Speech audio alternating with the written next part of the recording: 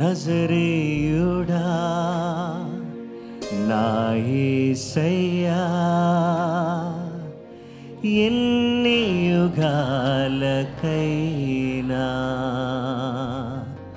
ఆరాధ్య దైవము నీవేనని గళమెత్తి నీ కీర్తి నే చాటెదా.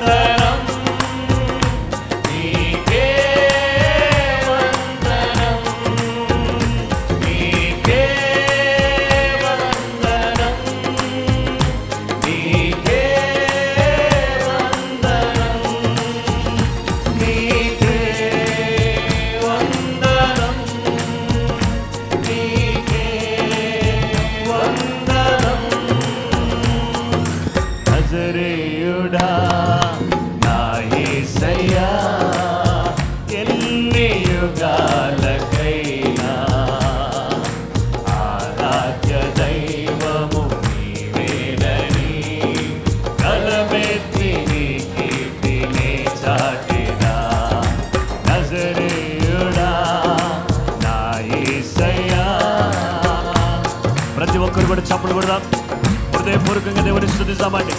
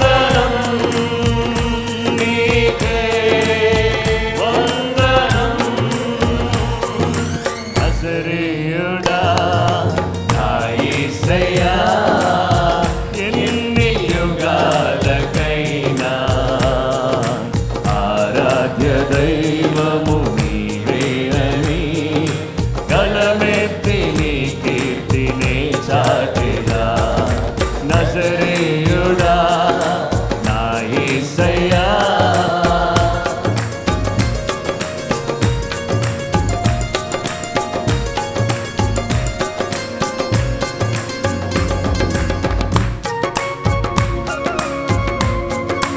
దయచేసి అందరూ లేచి నిలబడదామని.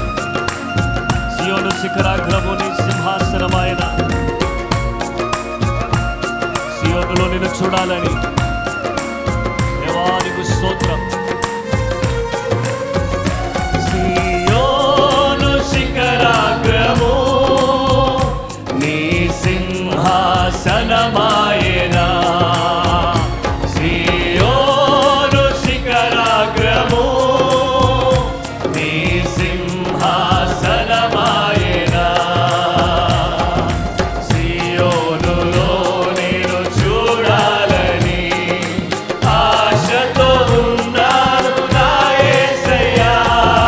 సియోనులో నేను చూడాలని ఆశతో ఉన్నాను నా యేసయ్యా.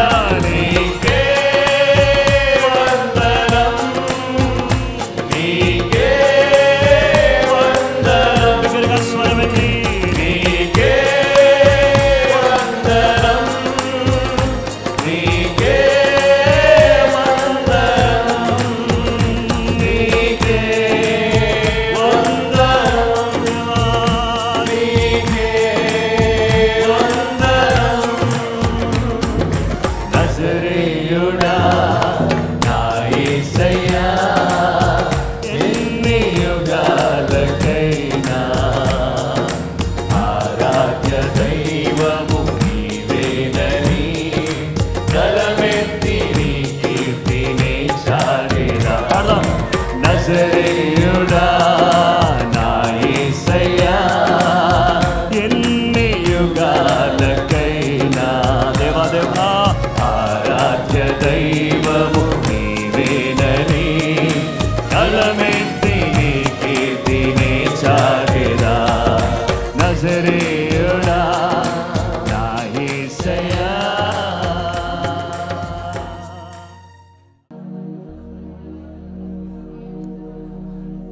నా ప్రియ యేసు పదివేలలో అతి సుందరుడా, సుందరుడా. నా ప్రియ యేసు పదివేలలో అతి సుందరుడా, సుందరుడా.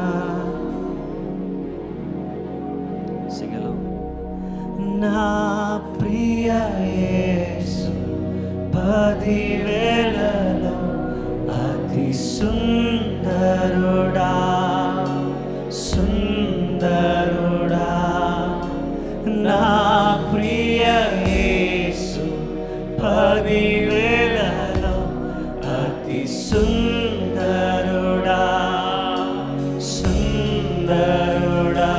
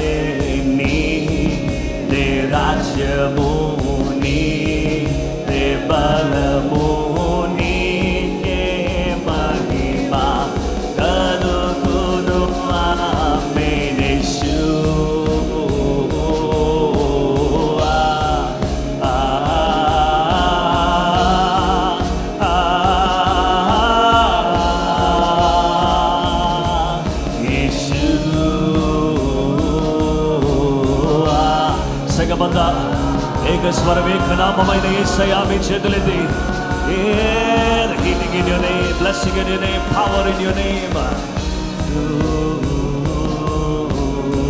Come on, sing it out. Salvation in your name, Lord Jesus. Oh, Yeshua. There's only one name that is above all names.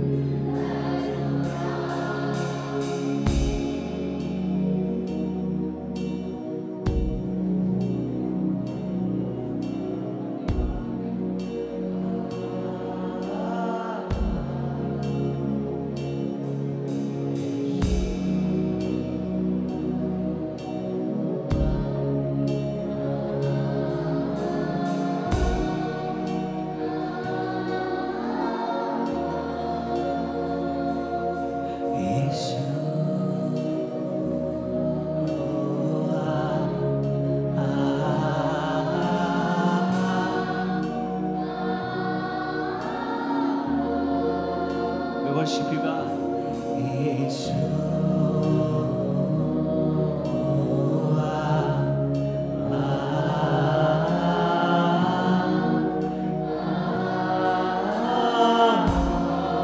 Come on, a little more louder.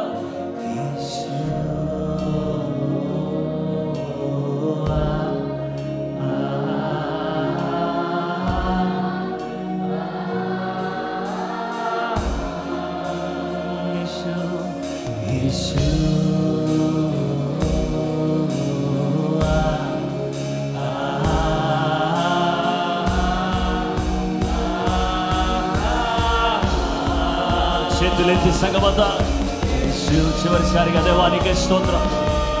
నీ నామాన్ని పైకెత్తుతున్నా, నీ నామాన్ని కొనియాడుతున్నా.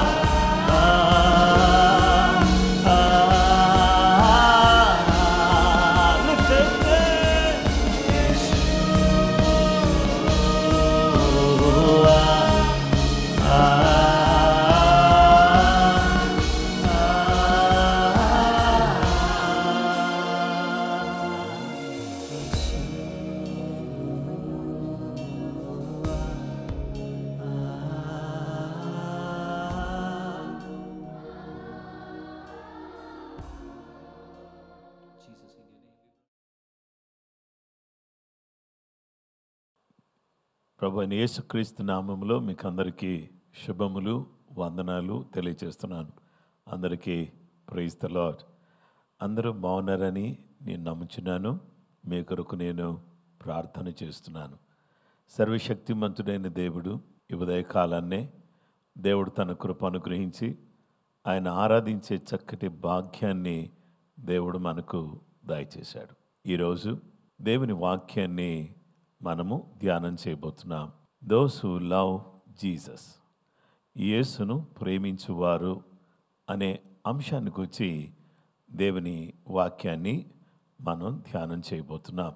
కీర్తన గ్రంథం 5వ కీర్తన 12వ వచనాన్ని మనం చదువుకుందాం. యెహోవా నీతిమంతులను ఆశీర్వదించువాడవు నీవే. కేడెముతో కప్పినట్లు నువ్వు వారిని దయతో కప్పెదవు. కావున నీ నామమును ప్రేమించువారు నిన్ను గూర్చి ఉల్లసింతురు. యెహోవా నీతిమంతులను ఆశీర్వదించువాడవు నీవే.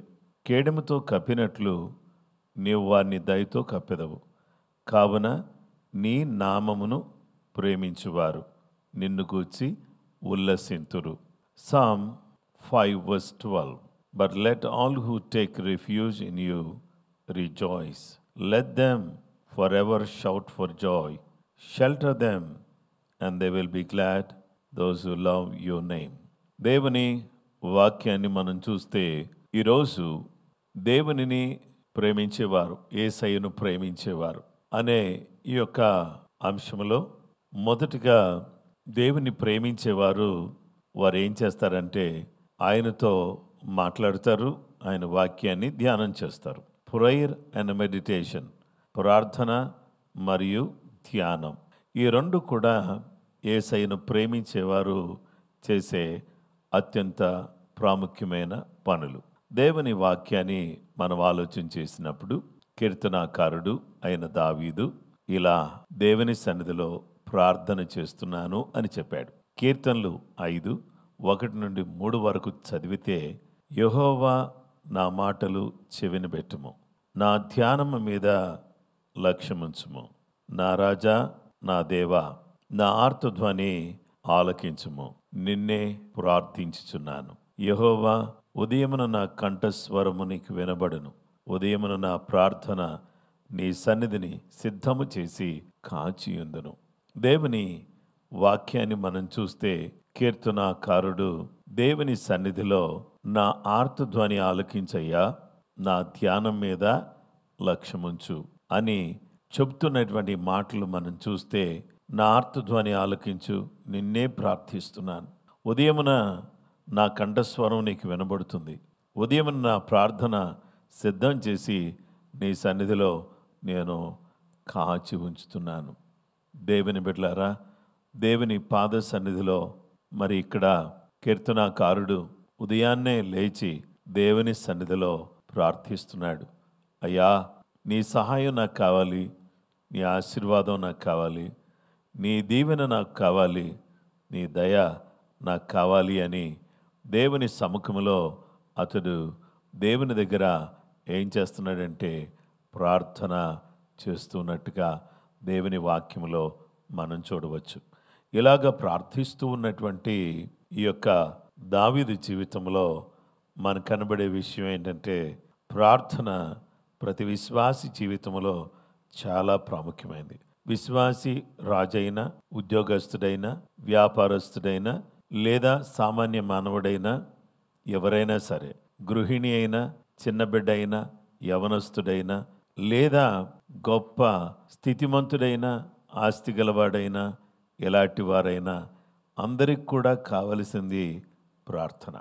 గనుక పౌలు గారు ప్రార్థనను గురించి ప్రస్తావిస్తూ ఆయన అంటారు, ఫిలిప్పీ పత్రిక 4:6 దేనిని గూర్చియో చింతపడకుడి గాని ప్రతి విషయములోనూ ప్రార్థన విజ్ఞాపనముల చేత కృతజ్ఞతాపూర్వకముగా మీ విన్నపములు దేవునికి తెలియచేయండి. చూశారు, దేనిని గూర్చి మీరు చింతపడకండి, కానీ ప్రతి విషయంలో కూడా ప్రార్థన విజ్ఞాపనలు కృతజ్ఞతాపూర్వకంగా మీ విన్నపాలు దేవునికి తెలియచేయండి. దేవుడు సమస్త జ్ఞానానికి మించిన దేవుని సమాధానాన్ని మనకు ప్రసాదిస్తాడు. గనుక దేవుని పిల్లలమైనటువంటి మనము దావీదు చెప్పినట్టుగా ఉదయాన్నే ఆయన సన్నిధిలో ప్రార్థన చేయటానికి మనం పూనుకోవాలి. పౌలు చెప్పినట్టుగా దేని గురించి కూడా చింతపడకుండా ప్రతి విషయంలో కూడా ప్రార్థన విజ్ఞాపన, ఈ రెండు కూడా కృతజ్ఞతాపూర్వకంగా మన విన్నపాలన్నీ, మన అవసరాలన్నీ దేవునికి మనం తెలియచేయాల్సిన బిడ్డలుగా ఉన్నాం. ప్రార్థన యొక్క ఉద్దేశం ఏంటి అని మనం చూస్తే, prayer builds relationship with God. ప్రార్థన దేవునితో సంబంధాన్ని నిర్మిస్తుంది. గనుక ఏ విధమైన సంబంధం అని అనగా, ఒక తండ్రికి కుమారుడికి మధ్యలో ఉన్న అవినాభావ సంబంధం, తండ్రి కుమారుల సంబంధం దయచేస్తూ ఉంది. యేసు ప్రభువారి భూలోకంలో ఉన్నప్పుడు తన శిష్యులకు ప్రార్థన నేర్పిస్తూ, పరలోకమందున మా తండ్రి, నీ నామం పరిశుద్ధపరచబడునుగాక, నీ రాజ్యం వచ్చునుగాక, నీ చిత్తం పరలోకమందు నెరవేరుచున్నట్లు భూమి యందును నెరవేరునుగాక, మా అనుదిన ఆహారము నేడు మాకు దయచేయము, మా రుణస్థులను మేము క్షమించిన ప్రకారము మా రుణములను క్షమించుము, మమ్మను శోధనలే తేక దుష్టుని నుండి మమ్మను తప్పించుము అని ప్రార్థించటానికి నేర్పించాడు. పరలోకమందున్న మా తండ్రి, నేను తండ్రి యొక్క ప్రియమైన కుమారుణ్ణి. మీరు నన్ను స్వీకరించడాన్ని బట్టి మీరు కూడా దత్తపుత్రులుగా దత్తపుత్రికలుగా మారుతున్నారు. అలా మారినటువంటి మీరు తండ్రి అని మొరపెట్టండి. కుమారుని ఆత్మను దేవుడు మన హృదయంలోకి పంపించాడు. అందుకనే మనము అబ్బా తండ్రి అని మొరపెట్టగలుగుచున్నాం. గనుక ప్రార్థన సంబంధాన్ని నిర్మిస్తుంది, నెలకొల్పుతుంది అనే విషయాన్ని దేవుని వాక్యం మనకు తెలియచేస్తుంది. ఇక రెండవదిగా ప్రార్థన అనేది దేవుని చిత్తాన్ని మనం వెదికేటట్టుగా చేస్తుంది. మన చిత్తాన్ని నెరవేర్చుకోవడానికి ప్రార్థన చేయాల్సిన అవసరం లేదు. దేవుని చిత్తాన్ని నెరవేర్చుట కొరకై ప్రార్థన మనకు ఎంతగానో దోహదపడుతుంది. యేసుక్రీస్తు ప్రభువారు ఈ భూలోకంలో ఉన్నప్పుడు ఆయన ప్రార్థన చేస్తూ ఏమన్నారంటే, గెత్సెమనెలో తన చెమట రక్తపు బిందువులుగా కారేటంత వరకు కూడా ప్రార్థన చేసుకుంటూ ఆయన చక్కటి మాట చెప్పారు. ఏమన్నారు అని అంటే, ఆయన చెప్పిన మాట ఏంటంటే, అయ్యా తండ్రి, ఈ గిన్నె నా యొద్ద నుండి తొలగించుటకు నీ చిత్తమైతే తొలగించు, అయినను నా ఇష్ట ప్రకారము కాదు, లేదా నా ఇష్టం కాదు, నీ చిత్తమే సిద్ధించును గాకని ప్రార్థించాను. మనం మన ఇష్టాన్ని, మన సొంత తలంపులను నెరవేర్చుకోవడానికి మనం ఎట్టి పరిస్థితుల్లో కూడా మనము ఎదురు చూడకూడదు. దేవుని చిత్తం నెరవేర్చబడాలని దేవునితో సంబంధం కలిగిన బిడ్డలు అనుకుంటారు, ఆ విధంగా జీవిస్తారు. దేవుని చిత్తాన్ని మనం ఎరిగిన వారుగా ఉన్నప్పుడు దేవుని బిడ్డలారా, ఇదే ప్రార్థన ఏం చేస్తుందంటే, అది మనకు విశ్వాసముతో కూడిన, విశ్వాసములో ఉన్నటువంటి శక్తిని, పరిశుద్ధాత్మ శక్తిని, విశ్వాసం యొక్క శక్తిని మనం అనుభవించటానికి వీలు కలుగుతుంది. గనుక ఈ ప్రార్థన చేసేటప్పుడు మనము స్వస్థతను విడుదల చేసే ప్రార్థన, క్షమాపణను విడుదల చేసే ప్రార్థన, మనం అద్భుతాలు చేసే ప్రార్థన మనం చేయటం అనేది చాలా ప్రాముఖ్యమైన విషయం. మనం ప్రార్థన చేసేటప్పుడు మన పాపములు ఒకరితో ఒకడు ఒప్పుకోవాలి, సారీ అని చెప్పాలి. ఎవరైనా హర్ట్ చేస్తున్నా, ఎవరి ఫీలింగ్స్ అయినా మనము మరి హర్ట్ చేస్తున్నా, బాధ పెడుతున్నా, మనం ఏం చేయాలో తెలుసా? అయ్యా దయతో క్షమించండి, అమ్మ దయతో క్షమించండి అని చెప్పాలి. పాపములు ఒప్పుకోకుండా కప్పుకుంటూ మీరు ప్రార్థన చేస్తే స్వస్థత శక్తి మన దేహములోనికి, మన మనసులోనికి, మన ప్రాణములోనికి అది రిలీజ్ కాదు. దేవుడు స్వస్థపరిచే ఆ దైవ శక్తి మనలోకి పంపించటం కొరకై మనము విజ్ఞాపన చేసేవారిగా ఉండాలి. ఏలియా మన వంటి స్వభావం గల మనుషుడే, కానీ అతడు ఏం చేశాడో తెలుసా? వర్షింపకుండునట్లు అతడు ప్రార్థన చేశాడు అనే విషయం మనకు కనబడుతుంది. దేవుని వాక్య భాగంలో మనం చూస్తే మనమందరం కూడా ఈ జీవం గల దేవుని యొక్క సన్నిధిలో మనమందరం కూడా మనం గడపవలసిన వారిగా ఉన్నాం. ఏలియా విజ్ఞాపన చేశాడు, ప్రార్థన చేశాడు. 3.5 సంవత్సరాలు భూమి మీద వర్షం కురవలేదు. తిరిగి మరలా ప్రార్థన చేస్తే భూమి వర్షమిచ్చెను, అలాగే భూమి ఆకాశం వర్షమిచ్చెను, భూమి తన ఫలమిచ్చెను అనే మాట మనం చూస్తాం. గనుక ఇక్కడ మనం గమనించాల్సిన విషయం ఏంటంటే దేవుడు ఎంత మంచి దేవుడు కదా. దేవుడు ప్రార్థన వర్షాన్ని ఆపింది, ప్రార్థన వర్షాన్ని పంపింది. కాబట్టి వర్షం కురిసేటట్టు చేసేది ప్రార్థన, వర్షం ఆపేటట్టు చేసేది కూడా ప్రార్థన. సూర్యుడు ఆగేటట్టు చేసింది ప్రార్థన, చంద్రుడు ఆగిపోయేటట్టు చేసింది ప్రార్థన. దేవుని వాక్య భాగములో మనం చూస్తే ఈ యొక్క ప్రార్థన శక్తిని కలిగినటువంటి వారమై మనమందరం కూడా దేవునికి ప్రియముగా, దేవునికి దగ్గరగా, వెసుకకుండా దేవుని సముఖములో మనము నిత్యము ప్రార్థన చేస్తూ నిరంతరము ఈ ప్రార్థన పోరాటములో ప్రార్థనలు సలుపుతూ ప్రార్థన చేస్తూ మన జీవితాన్ని మనం అత్యంత అందంగా, సుందరంగా తీర్చిదిద్దుకోవడానికి వీలు కలుగుతుంది ప్రార్థన. గనుక ప్రార్థన చేసే మనం ఎలాంటి హృదయంతో ప్రార్థన చేయాలి అనంటే, పవిత్ర హృదయంతో మనం ప్రార్థన చేయాలి. పవిత్రమైన చేతులెత్తి ప్రార్థన చేయాలి. కృతజ్ఞతాపూర్వకంగా ప్రార్థన చేయాలి. ఆ తర్వాత జీవము గల దేవుడు, పరిశుద్ధుడైన దేవుడు, పవిత్రుడైన దేవుడు, ఆయన సన్నిధిలో మనము పవిత్ర హృదయంతోనూ పవిత్ర మనస్సాక్షితోనూ నిష్కల్మషమైన మనస్సాక్షితో ఆయన సన్నిధిలో ప్రతినిత్యము ప్రార్థన చేస్తూ ఆయనతో మమేకమై ఆయనతో గడిపేవారుగా మనం ఉండాలి. మనము ఒక నిర్దిష్టమైన సమయాన్ని కేటాయించుకుని ప్రతిరోజు క్రమం తప్పకుండా ప్రార్థన చేసుకుంటూ ఆయన సన్నిధిలో విశ్వాసములో ఎదగవలసిన వారిగా మనం ఉన్నాం. అలాగూ ఎదుగుటకు ప్రార్థన పూర్వకమైనటువంటి ఆత్మ సంబంధమైన జీవితాన్ని, ఎడతెగక ప్రార్థన చేసే అనుభవాన్ని కలిగినటువంటి వారిగా మనం ఉండాలి. మనము కలిసి ప్రార్థన చేయాలి, ఒంటరిగా ప్రార్థన చేయాలి. దేవుని హృదయాన్ని మనం చేరుకోవడానికి ప్రార్థన అత్యంత ప్రాముఖ్యమైనటువంటి ఆయుధం. అలాగే ఈ ప్రార్థన మన జీవితాన్ని రూపాంతరపరుస్తుంది. ప్రార్థన మన బ్రతుకులను ఎంతో ఉన్నతమైనటువంటి స్థాయిలోకి తీసుకుని వెళ్ళేదిగా ఉన్నది.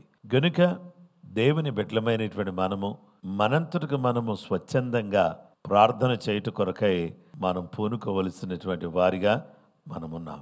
చూశారు, మన జీవితంలో ప్రతి అవసరత కొరకు, దేవుని కార్యాలు జరగటం కొరకు, పరిశుద్ధాత్మ దేవుడు మన ఇంటిలో తన కృపను చూపించడం కొరకు, మన పిల్లలను దీవించడం కొరకు, మన పిల్లలు చక్కటి విద్యాబుద్ధులు కలిగి ఉండడం కొరకు, చక్కటి సంబంధాలు కుదరటం కొరకు, ఉద్యోగాలు రావడం కొరకు, వివాహాలు జరగడం కొరకు, వస్తువులు, వాహనాలు మనకు దేవుడు అనుగ్రహించుట కొరకు, గృహాలు సమస్యలు తొలగిపోవట కొరకు, అప్పులు, ఇరుకులు, ఇబ్బందులు, శోధనలు మన మీద నుంచి దాటిపోవడం కొరకు మనం ఏం చేయాలంటే నిరంతరం కూడా ఆ ప్రభువు దగ్గర ప్రార్థన చేసేవారుగా ఉండాలి.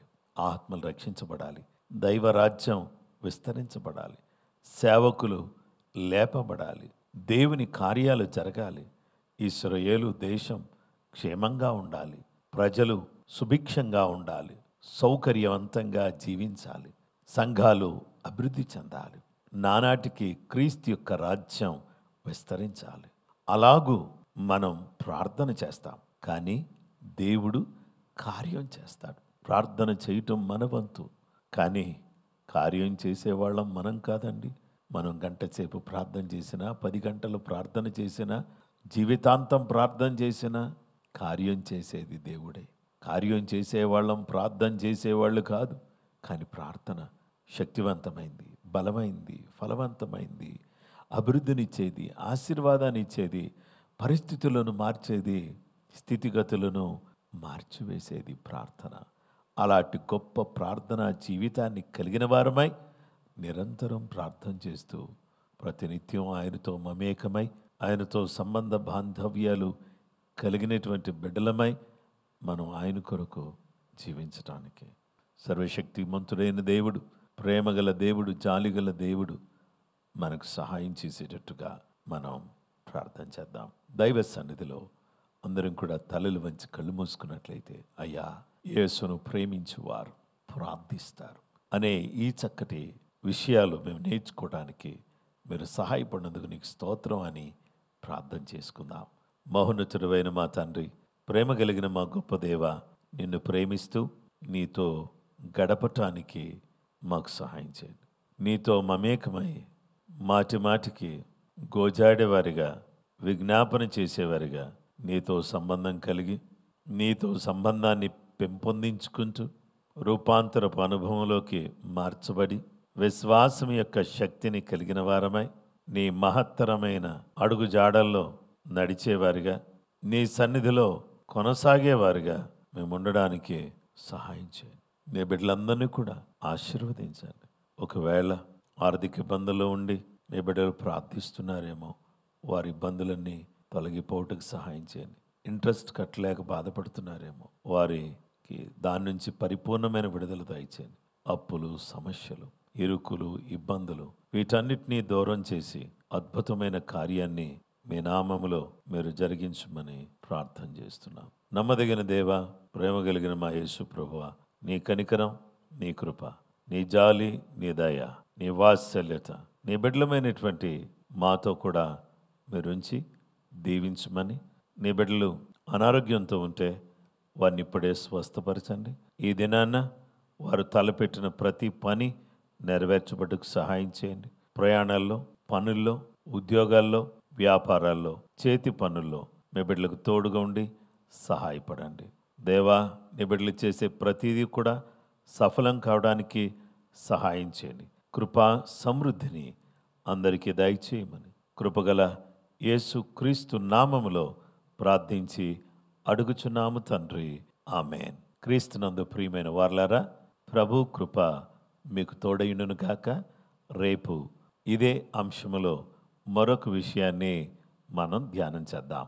కృపగల దేవుడు అంతవరకు మీకు సహాయం చేయునుగాక. ప్రభు మీతో కూడా ఉండునుగాక. Praise the lord.